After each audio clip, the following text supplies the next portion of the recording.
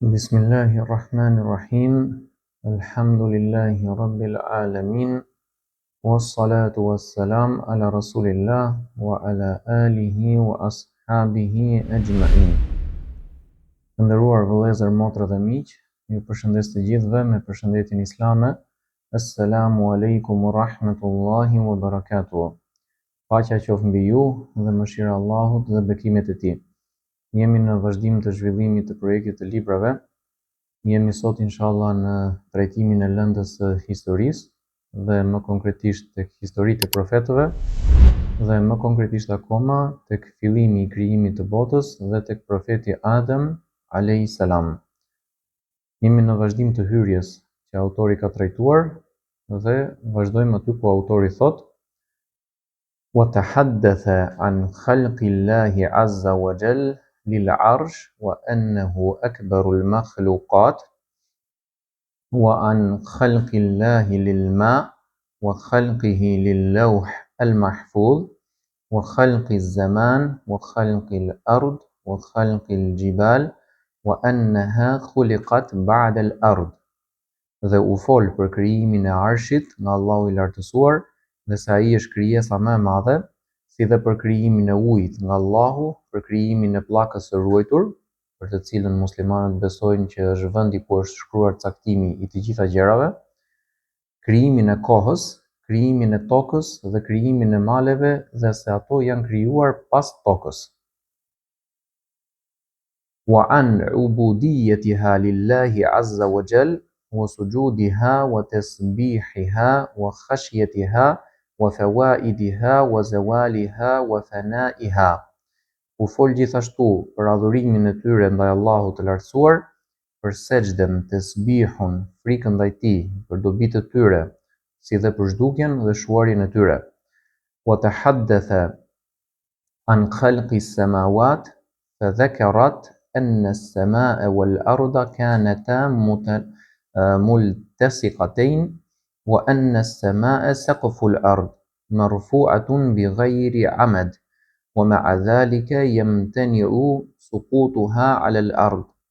U trajtua edhe krijimi i qiejve, ku përmend se qielli dhe toka ishin të bashkuara dhe se qielli është çatia e tokës, mund të thuhet ndryshe tavani i tokës, ka për qëllim një mbulesë që qëndron përsipër, i ngritur pa shtylla dhe megjithatë nuk bie mbi tokë.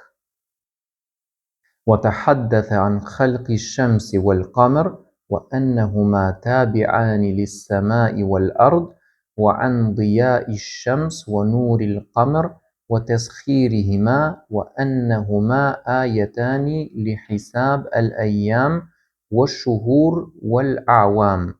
U fol për krijimin e diellit dhe hënës, dhe se ato janë të nënshtruara ndaj qiellit dhe tokës, për dritën e diellit dhe ndriçimin e hënës, për nënshtrimin e tyre, dhe se ato janë dy shenja për llogaritjen e ditëve, muajve dhe viteve.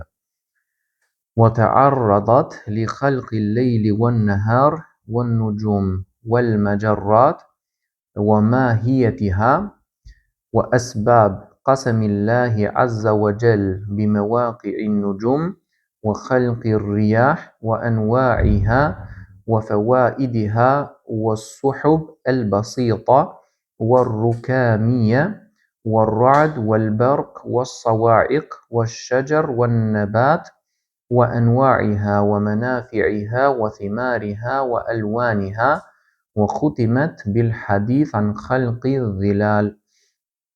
Po ashtu u trajtua krijimi i natës dhe i ditës, i yjeve dhe galaktikave dhe natyra e tyre, arsyet pse Allahu i lartësuar betohet në pozicionet e yjeve, krijimi i erërave, llojet dhe dobitë e tyre, rreth e thjeshta dhe ato grumbulluese, bubullima, vetëtima dhe rrufet, pemët dhe bimët, llojet e tyre, dobitë, frytet dhe ngjyrat e tyre, dhe u përmbyll me fjalën për krijimin e hijeve.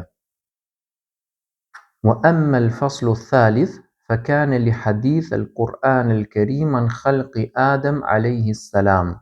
Sa i përket kapitullit të tretë, ai trajtoi fjalën e Kuranit fisnik për krijimin e Ademit alayhi salam, paqja qoftë mbi të.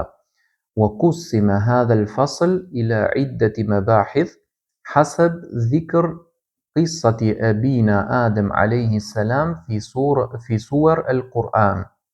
Ky kapitull u nda në disa nën kapituj, sipas mënyrës se si përmendet historia e babait ton Ademit, paqja qoftë mbi të, në suret e Kuranit famlart. في المبحث الأول من هذا الفصل درست قصة آدم عليه السلام في سورة البقرة دراسة تفسيرية تحليلية. Në kapitullin e parë të këtij kapitulli u studiua historia e Ademit alayhis salam në surën Al-Baqara përmes një studimi komentues dhe analitik. Unë tregon autori strukturën se si e ka ndërtuar librin dhe struktura të tjera të ngjashme mund të shikojmë edhe në libra të tjerë, qoftë në këtë lëndë ose në lëndë të tjera, dhe zakonisht libri ndahet në disa pjesë dhe këto pjesë ndahen në pjesë më të vogla dhe mund të ndodhi që dhe pjesët më të vogla të ndahen në pjesë akoma më të vogla. Mirë po çdo autor i emërton pjesët sipas një mënyre të caktuar. Pra mund të ndodhi që e njëjta lloj pjese mund të ketë një emërtim ndryshe tek një autor dhe një emërtim ndryshe tek një autor tjetër. Më pas, ركزت على الآيات التي قبل القصة والتي بعدها ففي ذلك أسرار وفوائد ولطائف عظيمة تساعد على التدبر والتأمل والتفكر والوصول إلى نتائج علمية ومعرفية واضحة وأصول عقدية راسخة. U përqendrua vëmendja tek ajetet që vinë para dhe pas tregimit, sepse në to ka sekrete, dobi dhe hollësi të mëdha që ndihmojnë në meditim, reflektim dhe mendim të thellë, si dhe në arritjen e rezultateve të qarta shkencore dhe njohëse dhe në thellimin e parimeve të qëndrueshme të besimit. وكان حديثي في المبحث الأول على معنى اسم الله الرب وعن الملائكة وعن الخليفة في الأرض وعن أصل البشرية وما الغاية والحكمة من خلق الإنسان وهل هناك مخلوقات في الأرض قبل آدم عليه السلام مكلفة. Në këtë kapitull u trajtua emri i Allahut Zoti, çështja e ëngjëjve, e mëkëmbësit në tokë, origjina e njerëzimit, qëllimi dhe urtësia e krijimit të njeriut, si dhe pyetja nëse ka pasur krijesa të ngarkuara me përgjegjësi në tokë para Ademit alayhis salam. Wa shuriha al-maqsudu min at-tasbih wal-hamd wat-taqdis alladhi qalathu al-malaika. Po ashtu u shpjegua kuptimi i tasbihut, falënderimit dhe shenjtërimit që ëngjëjt e shprehen. Dhe këtu citon autori një fragment një ajeti në surën Al-Baqara, wa nahnu nusabbihu bihamdika wa nuqaddisu lak. Ndërkohë ne të madhërojmë ty me falënderim dhe të shenjtërojmë. Faktikisht fjala tasbih, nëse do ta kthenim në shqip, do të kthehej pastrim nga tëmetat. Pra ta konsiderosh dikë si pa tëmeta, si perfekt ose të përsosur. كما تكلمت على تعليم آدم عليه السلام الأسماء كلها والمقصود بقوله تعالى وعلم آدم الأسماء كلها. Po ashtu kam trajtuar mësimin që Allahu ja dha Ademit alayhis salam për të gjithë emrat dhe kuptimin e fjalës së tij të lartësuarit dhe ja mësoi Ademit të gjithë emrat. Pra edhe kjo është një fragment ajeti në surën Al-Baqara. Më pas, وتحدثت كذلك عن العقل الذي هو الأداة الأساسية في التعليم وعن نشأة اللغة وعن لمحات الإعجاز الغيبي في القصة ولماذا سمي آدم بهذا الاسم وكيف كانت حرية التعبير عنده وأيضا عن مكانة حرية التعبير في حياة الإنسان. Kam folur gjithashtu për arsyen njerëzore, e cila është mjeti themelor në procesin e mësimit, për zanafillën e gjuhës, për disa aspekte të mrekullisë së dijes së fshehtë në këtë rrëfim, sepse Ademi u quajt me këtë emër, si është liria e shprehjes tek ai dhe për vendin që zë liria e shprehjes në jetën e njeriut.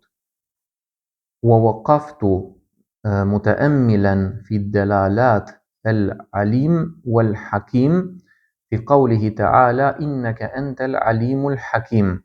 Undala me meditim të domethëniet e emrave i gjithdijshmi dhe i urti, në fjalët e Allahut të lartësuar vërtet je i gjithdijshmi i urti, pra ajo çfarë kanë përmendur engjëjt në po të njëjtat ajete që jemi duke trajtuar.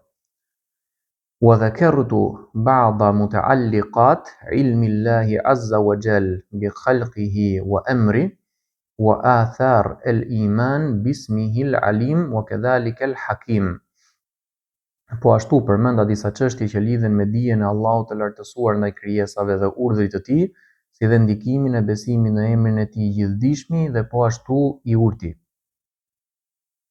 وفي الفقرة السابعة من هذا المبحث كان الحديث عن أمر الله للملائكة بالسجود لآدم وطبيعة هذا السجود، وأنه لم يكن لعبادة آدم عليه السلام، وإنما كان الغرض منه تنفيذ أمر الله طاعة له فيما أمر وإكراما لآدم به وإظهارا لفضله وتنويها على مكانته عند الله. Në paragrafin e 7 të këtij nën kapitulli u trajtua urdhri i Allahut ndaj angjëjve për t'i bërë sejdë Ademit, natyra e kësaj sejdëje dhe fakti se ajo nuk ishte për adhurim për Ademin alayhis salam, por kishte për qëllim zbatimin e urdhrit të Allahut, bindjen ndaj tij në atë që urdhëroi, nderimin e Ademit përmes saj, shfaqjen e vlerës së tij dhe theksimin e pozitës së tij tek Allahu.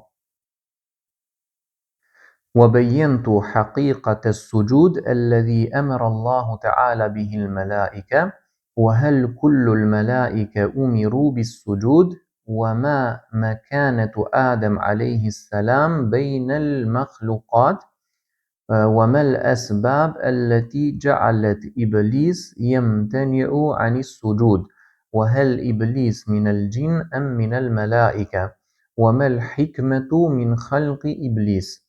U sqarua realiteti i sejdës që Allahu i lartësuar i urdhëroi angjëjt ta bëjnë, nëse të gjithë angjëjt u urdhëruan për këtë, cila është pozita e Ademit alayhis salam mes krijesave, cilat janë shkaqet që e shtyn Iblisin të refuzojë sejdën, a ishte Iblisi nga xhindët apo nga angjëjt, dhe cila është urtësia në krijimin e Iblisit. وقد نقلت أقوال العلماء في ذم التكبر والكبر وإجماعهم على أن إبليس أصله كذا، وأن إبليس أول مخلوق أمرنا الله بالحذر منه، وأن الله خلق أمنا حواء كونها شريكة لأبينا آدم في الحياة وبناء اللبنة الأولى من الحضارة الإنسانية وانطلاقها. Kam transmetuar fjalët e dietarëve rreth dënimit të mendjemadhësisë dhe krenarisë, konsensusin e tyre se Iblisi është burimi i saj, se ai është krijesa e parë për të cilën Allahu na ka urdhëruar të ruhemi prej tij, si dhe se Allahu krijoi nënën ton Hawan si shoqëruese të babait ton Ademit në jetë dhe në ndërtimin e gur themelit të parë të qytetërimit njerëzor dhe nisjen e tij. كما كان الحديث عن الجنة التي ذكرت في القصة والسماح لهما بالعيش فيها والابتعاد عن شجرة معينة حددت لهما حتى لا يكونا من الظالمين وتحذيرهما من عدوهما إبليس. Gjithashtu u trajtua çështja e xhenetit që përmendet në rrëfim, lejimi që ata të jetonin në të, ndalimi për t'u afruar një peme të caktuar në mënyrë që të mos bëheshin zullumqtar ose të padrejtë, si dhe paralajmërimi i tyre nga armiku i tyre Iblisi.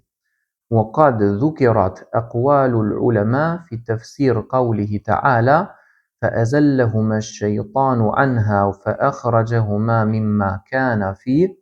U përmendën gjithashtu mendimet e dietarëve në shpjegimin e fjalës Allahut të lartësuar, atëherë shejtani i rrëshqiti prej saj dhe i nxori nga ajo gjendje në të cilën ndodheshin. Ajeti i cili përmendet në vazhdim të historisë. وبينت المقصود بوسوسة إبليس وأهدافه التخريبية للإنسان في عقله ونفسه وقلبه وبدنه وعمله بغاية إيقاعه في المعاصي.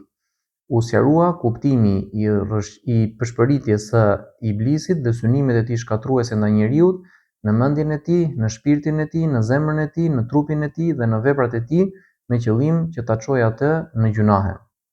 Këtu do ta ndalim trajtimin e hyrjes që ka bërë autori për ta vazhduar në një ligjëratë të mëvonshme inshallah. I rikujtojmë shikuesit të na ndihmojnë me nga një subscribe, like edhe share.